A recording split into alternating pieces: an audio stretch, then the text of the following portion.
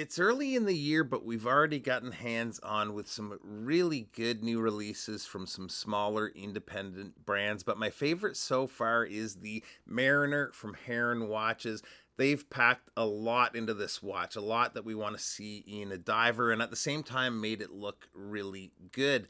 Now, Heron has requested that I test out the scratch resistance of the steel, the hardened steel that they're using in this video. So we're going to see how that holds up here in just a minute. Big thanks to them for lending in the watch. So let's get to it and check it out. Now, these watches are currently available for pre order and will be shipping in April, which isn't all that far out from now. The watch is available in three color options. There's the Atlantic Blue, which is a deep navy blue with a fume dial. Actually, all three of the models have a fume dial. The second is the Sea Storm Black, which is a really dark gray transitioning to black at the edge of the dial. And the last, my favorite of the three, and the one that I have here, the Caribbean Blue, has me wishing I was somewhere in the Caribbean right about now. But yeah, this is a beautiful shade of blue, and I think will probably be the most popular of the three.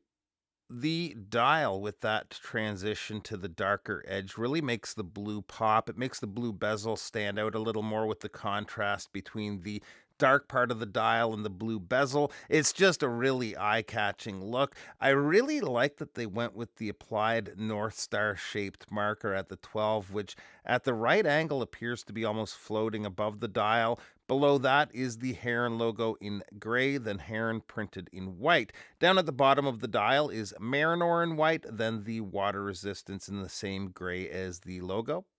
We've got a pretty classic handset with the arrow hour, the sword style minute hand, and that lollipop second. I would usually like the hour hand to be a little longer to reach out to the hour markers, but it's still easy to read and looks good overall. The one biggest negative with the watch, and maybe something that can be changed on the production models, is the bezel loom. The hands and markers are great. They're using BGW9 and it's good to go with them, but the bezel loom fades much quicker and isn't nearly as bright to begin with. Other than the loom, I'm happy with everything else when it comes to the bezel. The insert is a rounded sapphire insert. It sticks out just past the case, so it's very easy to grip and turn. And first of all, it sounds super nice and feels nice in hand to use. The case and bracelet are made with surface hardened stainless steel to a hardness of 1200 Vickers. I couldn't bring myself to try to scratch the actual watch, but there was a couple of spare links and I gave them some attempts to scratch them with a screwdriver and with a fair amount of pressure too, but there wasn't a mark anywhere to be found. I also had an old deployant clasp just for comparison's sake, scratched it with the same pressure and it marked up really easily. The watch has been making the rounds to a few different reviewers, and you'd expect to see at least some swirls on the clasp, but it and the entire rest of the watch are pristine. I maybe wouldn't quite call it scratch proof, but it's definitely not far from it. The case is almost entirely brushed, other than that very thin polished area at the edge of the lugs.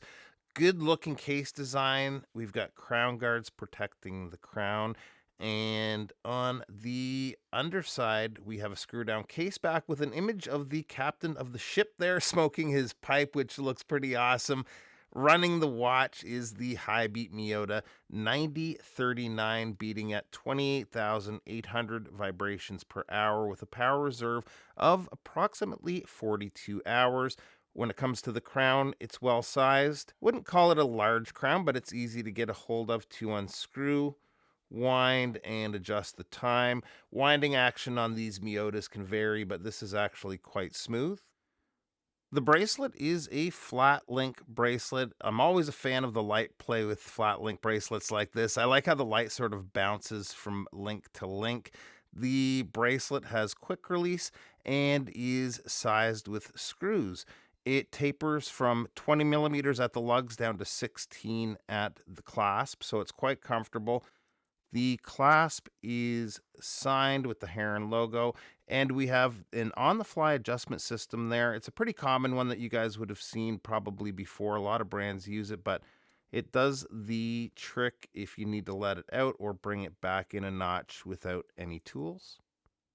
Size on the watch comes in at a case width of 38.9 millimeters, but the bezel is 40, so it's going to wear closer to that.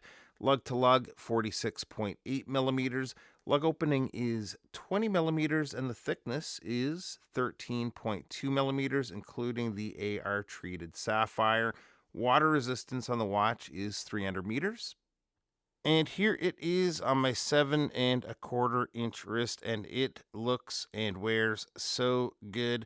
Really enjoyed looking down at that summery blue dial, especially with all the cold gray weather around here lately. So these are currently available for pre-order on the Heron site at a cost of $620 USD and will be shipping sometime April. I'm really happy with how they turned out. Maybe I'll see if I can get in a production model when they're available. So overall, love the watch. If they could beef up that bezel loom, that would be great. But otherwise, really nice watch, and love that extra scratch resistance it offers. Appreciate you taking a few minutes to stop by, and we'll see you real soon. Bye-bye.